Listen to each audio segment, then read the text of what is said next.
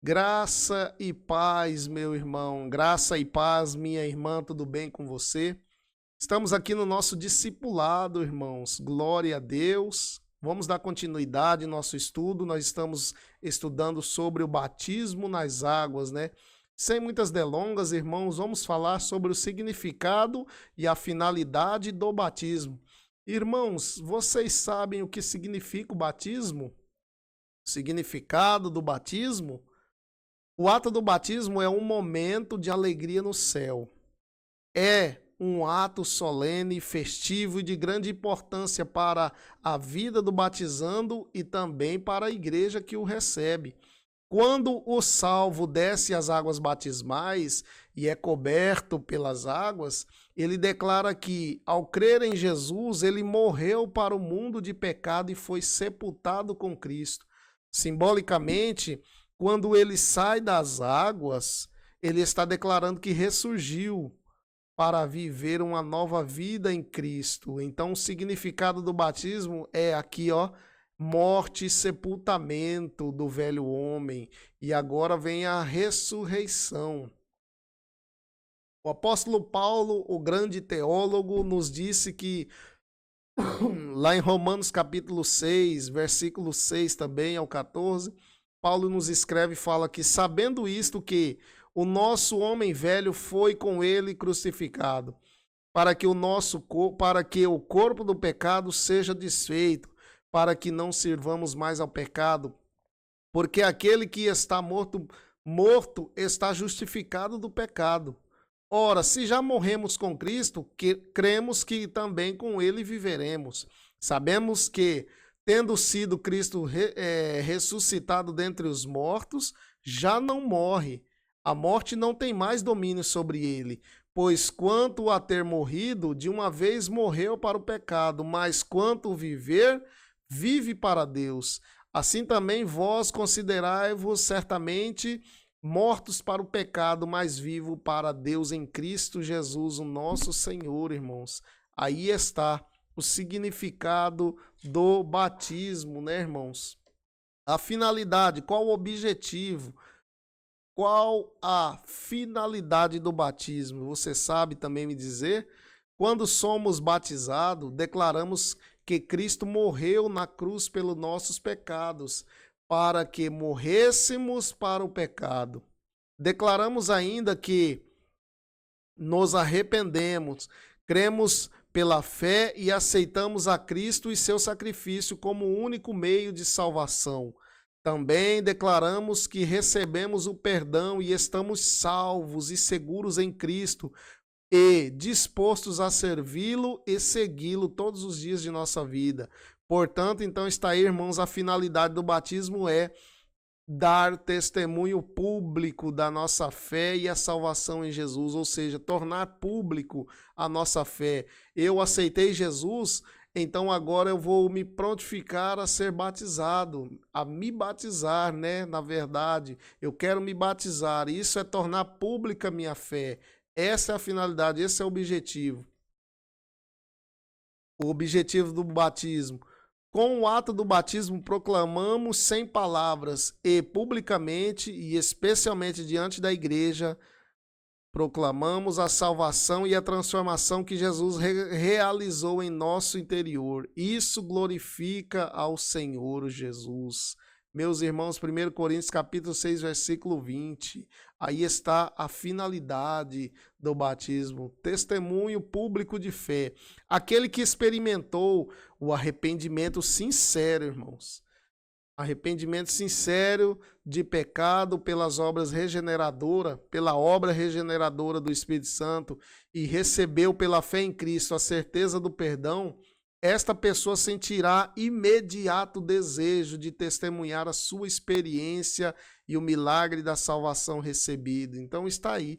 Quem aceitou Jesus e se batizou, quem aceitou Jesus, ele não vai resistir ao batismo, irmãos, ele já vai querer se batizar, ele já vai querer tornar pública a fé dele. Assim, todo aquele que passa por essa experiência sente o desejo incontrolável de selar a sua fé pelo testemunho público do batismo. Está aí.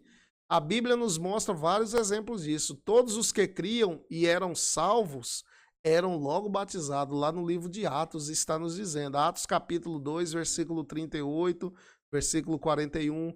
Atos capítulo 8, versículo 12, verso 16. Atos 8, verso 36 ao 38. Atos 9, versículo 18. As pessoas que criam já iam sendo batizadas.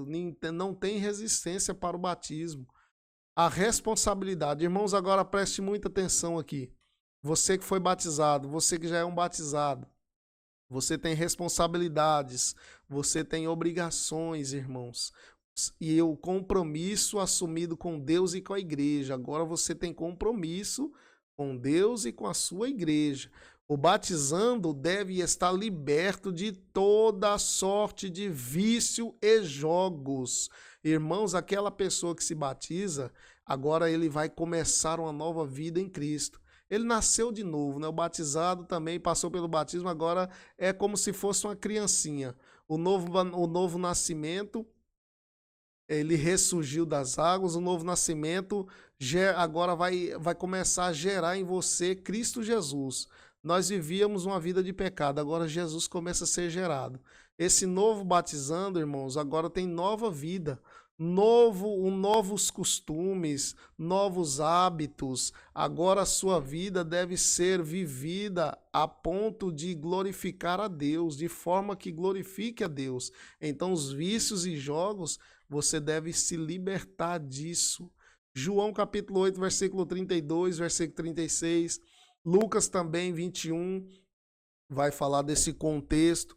Lá em João 8, 32 e 36, ele vai falar que se o Filho do Homem vos libertar, verdadeiramente serei livre. E conhecereis a verdade vos libertará, irmãos. Nada daquela vida velha, vida passada, nenhum ato nós podemos mais ter dela, irmãos. Atos pecaminosos, viu, irmãos? Agora outra condição, o novo batizando tem a responsabilidade de ter a sua situação matrimonial legal e amparada na palavra de Deus, irmãos. Agora a pessoa que veio para a igreja, se batizou, ele não era casado, agora ele busca alinhar a vida dele, alinha a sua vida aos propósitos divinos, viu, irmãos? Olha, fugir da fornicação. Todo pecado que o homem comete é fora do corpo, mas o que fornica peca contra o seu próprio corpo, irmãos. A fornicação é o quê? A fornicação é a união carnal fora do casamento entre um homem e uma mulher. O casamento agora precisa estar alinhado, irmãos, e ajustado e não arranjado. Viu, irmãos? Entrou para a igreja, se batizou, não tem problema, não é casado, não tem problema nenhum, irmãos. Mas depois de estar na igreja, agora busque a alinhar a sua vida com o seu cônjuge, a estar agora em perfeita harmonia dentro da obra de Deus, porque o casamento foi instituído por Deus e a bênção de Deus é derramada no casamento, viu, irmãos? Quando nós vivemos agora uma nova vida com Deus, nós devemos apagar todos os embaraços da vida, irmãos. Devemos alinhar a nossa vida, não podemos ter pendências, irmãos. Uma outra condição, vamos falar das roupas agora. Deve vestir-se de forma decente e conveniente aos crentes em Cristo.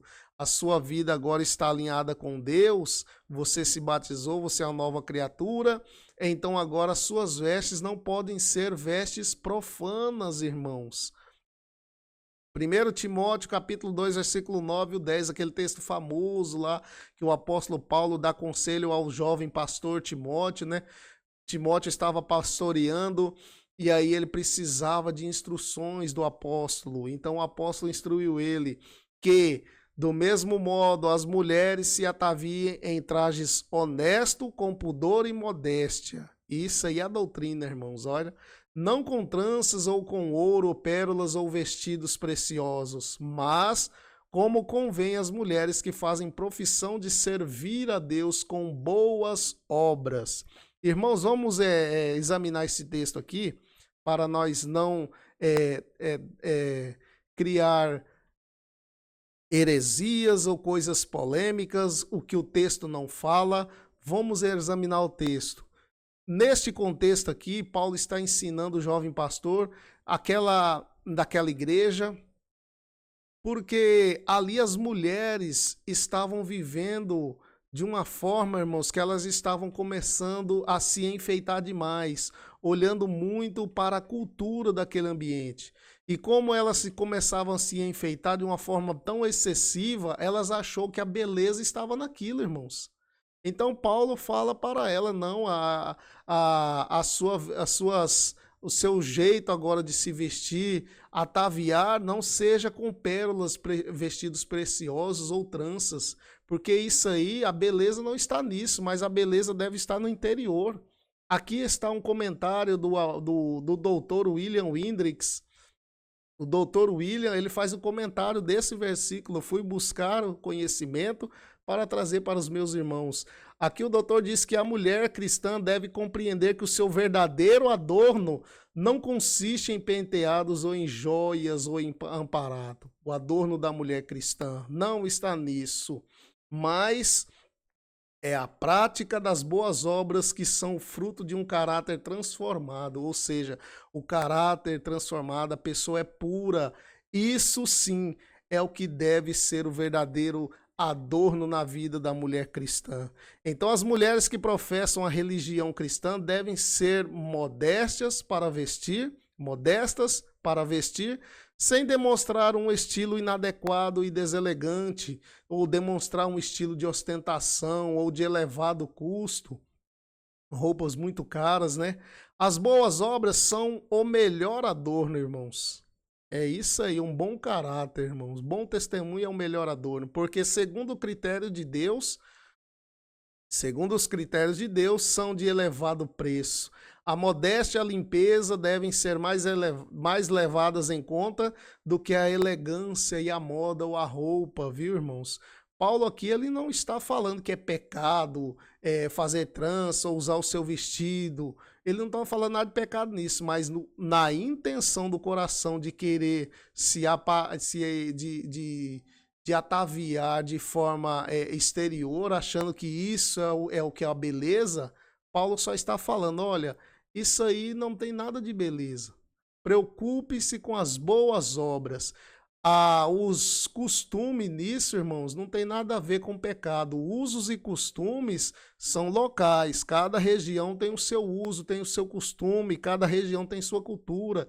Tem igreja, vamos explicar isso aqui bem, igreja que permite os varões tem que usar somente calça, outras igrejas permitem usar bermuda ou short, não há pecado nenhum nisso, irmãos. Pelo amor de Deus, aprenda isso. Mas se você usar calça ou short para os varões, que seja honesto, com pudor e modéstia, aí sim é doutrina. As irmãs, tem igreja que permite a irmã usar calça, tem igreja que não permite as irmãs usar calça. As irmãs têm igreja e ministérios que devem usar só saia, mas as igrejas que permitem a irmã usar sua calça, que seja com honestidade, pudor e modéstia, viu, irmãos? O costume é local e temporal, mas a doutrina não muda. Irmãos, isso pode parecer tradicionalismo, pode parecer legalismo e também pode parecer pragmatismo. Aí a religiosidade entrando, né? Mas o testemunho do cristão está relacionado da forma que ele se apresenta. Não é que uma roupa me santifica.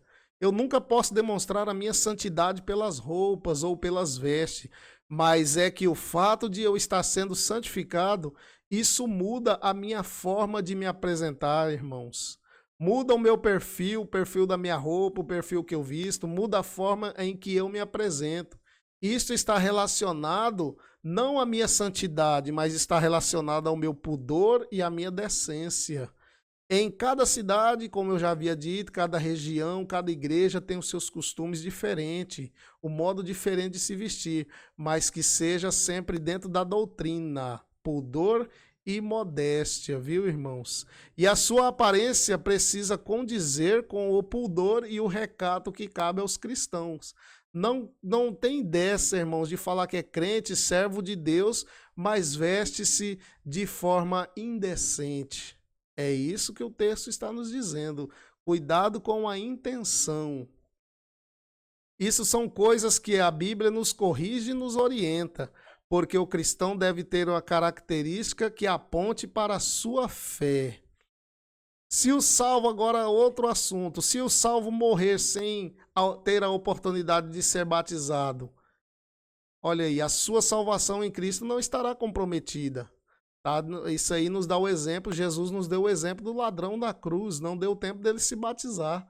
Batismo não salva ninguém, mas o batismo é para os salvos. Aquele que aceitou Jesus e está salvo, ele passa pelo batismo. Foi o caso do ladrão da cruz. Lucas 23. O batismo não é para salvar ninguém, mas é para quem já é salvo. Próximo, irmãos, direitos do novo membro. Quando você creu em Cristo, foi salvo, veio fazer parte da igreja, o corpo de Cristo, e passou a posição de filho de Deus, agora você passou de criatura para filho de Deus. Todos os seres da terra são criaturas, homens criados, o homem mundano, o homem natural, o homem que qualquer ser humano que nasceu neste mundo, ele é uma criatura, mas quando ele aceita Jesus, ele passa a ser membro da família de Deus. Então agora ele é filho, tornou-se membro da família de Deus. Tendo sido batizado, também se tornou membro da igreja local. Agora ele entrou para a igreja através do batismo. Agora isso lhe concede direitos e deveres. Quais são os direitos do batizado? Como membro da igreja, você agora pode participar da Santa Ceia do Senhor, pode vir a exercer cargos de atividades na igreja local, conforme solicitado e indicado pelo seu pastor, viu, irmãos? Tudo agora você vai precisar de estar sob a autoridade do seu pastor. Tudo o que você precisar fazer, tudo quando você for crescer na fé, tudo que você precisar na igreja deve ser agora direcionado pelo seu pastor, deve ser liderado. Você tem que respeitar a autoridade da liderança dele.